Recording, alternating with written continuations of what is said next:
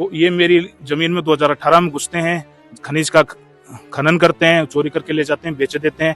कहीं मेरी कोई सुनवाई नहीं होती, ना थाने में, ना खनिज विभाग में, ना तहसील में, ना कहीं और। अब ये हालात है कि खनिज तो सारा खोद लिया, 22 बीघा जमीन में से मेरी खनिज सारा खोद लिया, ठीक है। अब ये इसको बोल रहे हैं, यानी सबूतों के साथ छेड़छाड़ कर रहे हैं। तो कोर्ट का स्टे यथास्थिति रखी गई और इनको पाबंद किया हुआ है कि ये मेरी जमीन में ना बढ़े, कोई खनिज नहीं खोदने, किसी तरह का मलबा नहीं डालने, पर ये यहाँ पे सबूत नष्ट कर रहे हैं। कोर्ट में हर जगह मेरी जीत हुई है, पर कार्यपालिका और विधायिका में मेरी हार हुई है, क्योंकि ये 1000 करोड़ से ज्यादा की संपत्ति का मालिक है।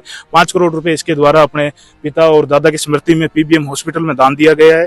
जो पूंजीवादी हो गया, जो आर्थिक रूप से संपन्न हो गया है, उसके लिए ना तो कानून है, भी कानून लेके खड़ा हूं मैं। ये कानून लागू कहाँ हो रहा है? ठीक है, 1000 करोड़ का ये मालिक है, तो 1000 करोड़ रुपए उसके पास हो गए, तो उसके राइट्स बढ़ गए ना, तो ये थोड़ी को मेरे राइट्स ले ले। घर बैठे कमाए 1500 रुपए प्रतिदिन, वो भी विदाउट इन्वेस्टमेंट। बस डाउनलोड करें बैंक साथी ऐप, फ्री ट्रेनिंग लेकर कमाना शुरू करें। बैंक साथी से जुड़कर 15 लाख लोगों के सपने हुए पूरे। अब बारी है आपकी। आपरी जमीन हुआ, यानी कि आप जी का बाप और दादा हुआ, जी का पुश्तैनी जमीन हुआ, और आप भी जमीन पर ना रह शहर रे मायने है, आप जी का बाल और बच्चा है बने पढ़ाने रे वास्ते, बारो एक अच्छो भविष्य बनाने रे वास्ते आप शहर रे मायने रह रहे। और जब आप कुछ टाइम बाद आप आपरे खेत पहुंचो और भी जगह आपने खेत नहीं और खेतरी जगह पूरे खेत के मायने एक बड़ो गड्ढो नजर आवे, तो फिर आप सोचो कि आपरे सागे के कुछ हुएला। जी की जमीन ही आपरी जी को गड्ढो हो, बी के अंदर जी को खनिज हो, वो पूरा निकाल लियो जावे और बी की जगह एक बहुत बड़ी माइंस आपने मिले, तो फिर आप अंदाजो लगा सको कि आपरे सागे के कुछ गुजरतो हो। राम राम जी, मैं महादेव, आप सबको स्वागत है झलको बीकानेर पर। फिलहाल मैं इस टाइम बीकानेर जिले रे नाल गांव रे मायने मौजूद हूँ। अटे एक व्यक्ति हाथ जिका की जमीन ही 22 बीघा जमीन पर बीकानेर रही एक नाम सी जिका माइनिंग बाको बहुत अच्छो काम चाले और माइनिंग में बहुत अच्छो व्यापार है, वहां पर है आरोप लगा रही है। के कुछ आरोप है, आरोप तो जिका जमीन रा मालिक है बरसा के बातचीत करा पर लगाऊंगा। फिलहाल ये टाइम आप जमीन के जठे सु जमीन शुरुआत हो भी जगह पर खड़े जठे एक बोर्ड लागेड़ो है। अब एकदम साफ तरीके से उच्च न्यायालय रो जी को आदेश है, बोर्ड है लिखेड़ो है और अच्छो खासो बोर्ड भी लागेड़ो है। अभी के अंदर प्रवेश कर आप जवाला और अंदर रो जी को विजुअल है वो आपने देखा वाला, यानी कि बोर्ड भी लागेड़ो है, आदेश भी आएड़ा है, लेकिन भी के बाद रे मायने भी अंदर काम ज्यों को त्यों ही चाल रही है। मतलब हाईकोर्ट को आदेश के बाद में भी काम चाल रहे हो, मतलब हाईकोर्ट को जी को आदेश है भी की अवहेलना करी जा रही है। अब आप चाला जमीन जी का मालिक है, आप सागे बातचीत करेंगे, आप के कुछ आरोप लगा रहे हैं, आप लगातार वीडियो के सागे जुड़े आ रहे हैं और अपने सागे जय सिंह जी टाइम मौजूद है। मैं बात करूंगा कि आखिर पूरो के कुछ माजरो है। नमस्कार जी। राम राम जी, मेरा नाम जय सिंह है, पुत्र श्री दिनेश सिंह, निवासी बीकानेर। और ये आप जो पीछे देख रहे हैं ये मेरी पुश्तैनी जमीन है। 1980 में ये जमीन हमें अराजी जमीन जो होती है वो उससे अलॉट हुई थी हमें सरकार के द्वारा। और इस वीडियो में जो भी मैं तथ्य रखूंगा वो उसकी पूरी लीगल रिस्पॉन्सिबिलिटी मेरी होगी और मैं पूरे होशो हवास में अपने तथ्य और अपनी बात रख रहा हूँ। जैसे कि बात करें 1980 में जब ये जमीन हमें अलॉट हुई, मेरे परिवार को अलॉट हुई, इसमें मेरे पिता, उनके भाई, भुआ, करीबन 5 हिस्सेदार हैं। संयुक्त खातेदारी कृषि भूमि है, खसरा नंबर 104/225 है और गांव है जो नाल है, तहसील व जिला दोनों बीकानेर और पुलिस थाना क्षेत्र नाल पुलिस थाना क्षेत्र है। 1980 में जब ये हमें जमीन अलॉट हुई तो उसके जस्ट पीछे जैसे कि आप देख पा रहे हैं जहाँ पे वो जेसीबी और व्हीकल जो चल रहे हैं वो सरकारी जमीन थी। वो 600 बीघा सरकारी जमीन है इस मेरी जमीन के पीछे। इस 600 बीघा सरकारी जमीन पे स्वर्गीय सुंदरलाल डागा को एक लीज अलॉट होती है। लीज अलॉट होती है और लीज की पहली शर्त ये होती है कि वो सिर्फ सरकारी जमीन में खनन करेंगे, मतलब खनिज जो निकालेंगे वो इस पूरे एरिया में खनिज है। मेरे साथ 8 भी और ऐसे किसान हैं जिनकी जमीनों में से खनन किया गया है, वो भी बताऊंगा मैं बाद में आपको। तो लीज की पहली शर्त ये थी कि भाई वो सिर्फ सरकारी जमीन पे उनको लीज मिली है तो सरकारी जमीन से ही खनिज निकालेंगे। लेकिन 2018 में जो उनका देहांत से पहले 2018 में सुंदरलाल डागा, उनका बेटा मूलचंद डागा और उनका पोता एवंत्र डागा, इन तीनों ने मिलकर मेरी जमीन में ये प्रवेश करते हैं। पहले तो मलबा डालते हैं, तो मैं शिकायत करता हूँ, कोई कार्रवाई नहीं होती। खनिज विभाग कोई कार्रवाई नहीं करता, पुलिस कोई कार्रवाई नहीं करता, थाने के चक्कर काटता हूँ। डीएमजी जो है director of general mines Udaipur, वहां तक जाता हूँ, कोई कार्रवाई नहीं, कुछ नहीं होती। उसके बाद ये खनन करना शुरू कर देते हैं।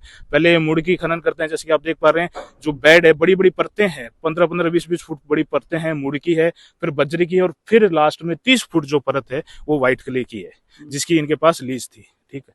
तो ये मेरी जमीन में 2018 में घुसते हैं, खनिज का खनन करते हैं, चोरी करके ले जाते हैं, बेच देते हैं।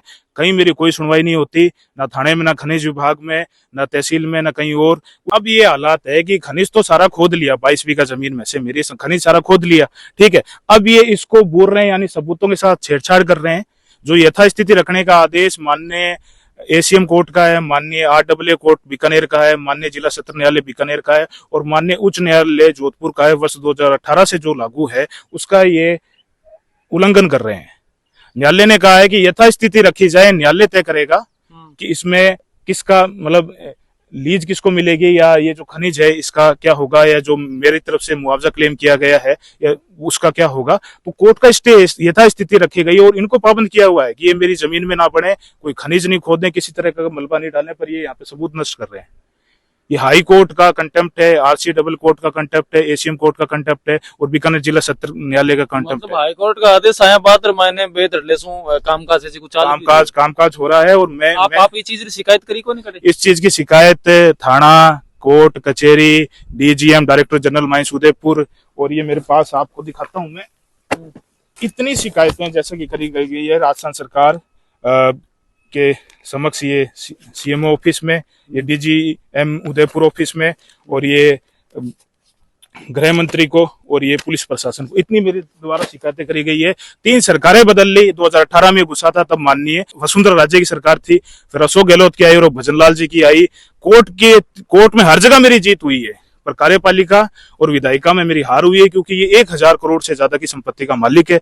5 करोड़ रुपए इसके द्वारा अपने पिता और दादा की स्मृति में PBM हॉस्पिटल में दान दिया गया है।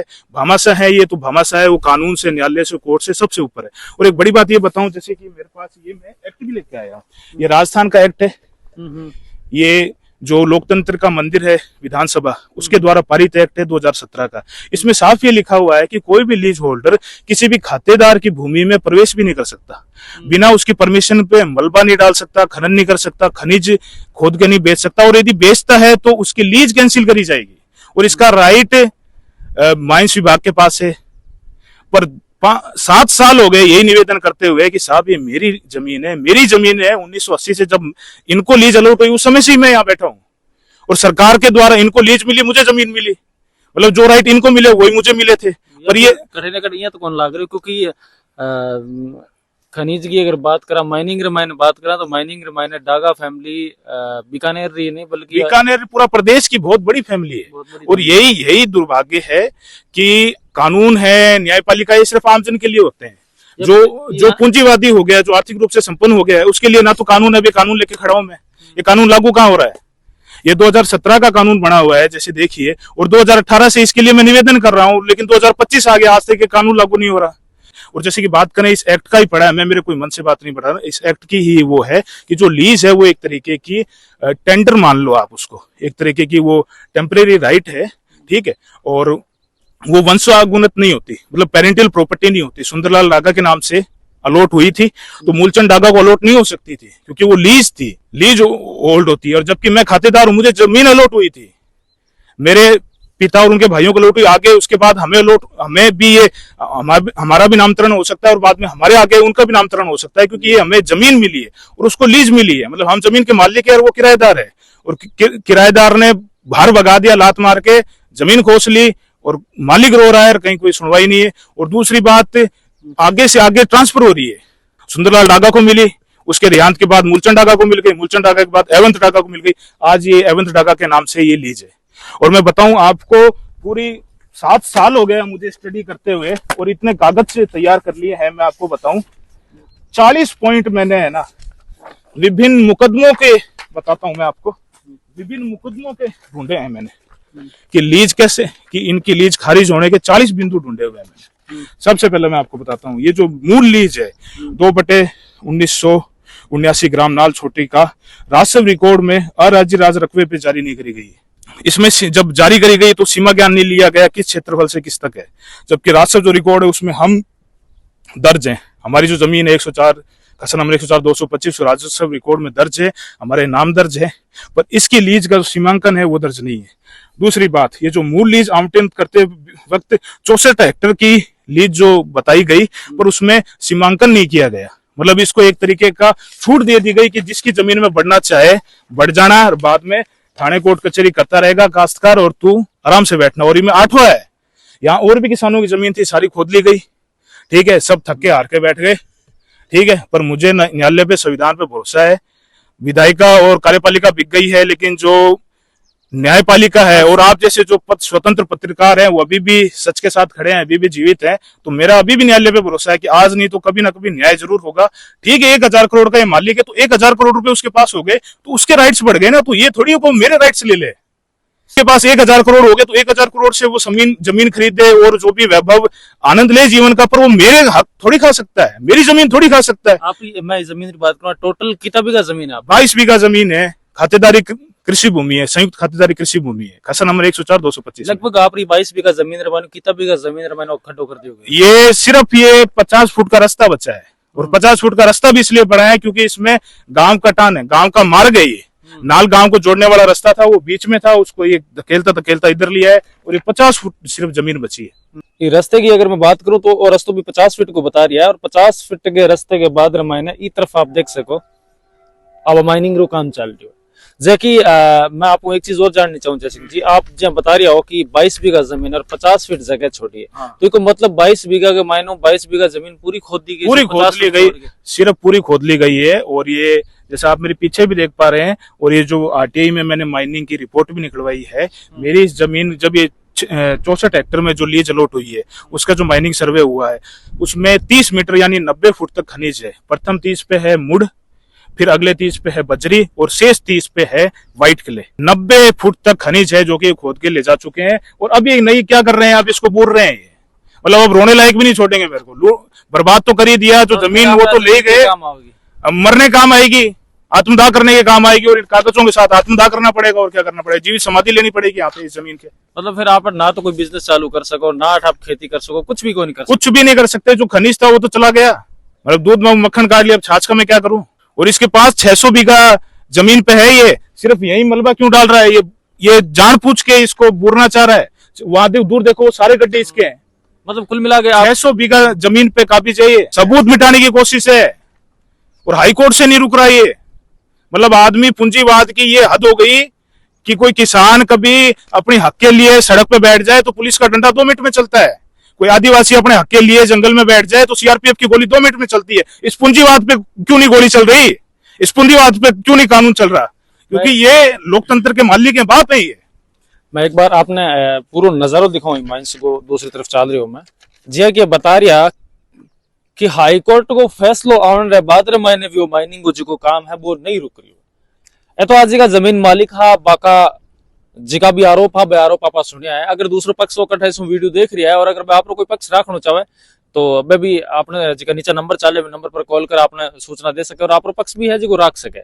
मैं आपने दिखाऊं कि जी के बता रहा कि 600 बीघा जमीन पर लीज ही जी के मिले रही, और बी के बाद मैंने जी की जमीन ही जमीन 22 बीघा पूरी खोद दी गई है, और अब 22 बीघा जमीन को जी को दर्श है वो आपके सामने देख सको कि मायनो जी की मिट्टी व्हाइट मिट्टी जी की है, कले है, बजरी है या फिर मुड है, जी की कीमती जी की खनिज सगड़ी है जी की निकाल ली गई है। और अब फिर सू दूर आप सामने नजर आ रहा होगा आपने कि जेसीबी वगैरह, डंफर वगैरह सब चीजें चल रही है, और वह कंटिन्यू इन्हें वापस बुरन रो जो काम है वो कर रही है।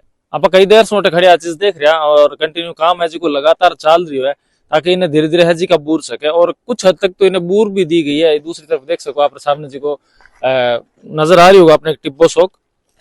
पूरे मामले ने देख रहे, मामले पर आप लोग कहीं कुछ राय है बराई आप मैंने कमेंटर माध्यम जरूर बताओला। सागी वीडियो ने दब शेयर भी कर दिया। धन्यवाद सा।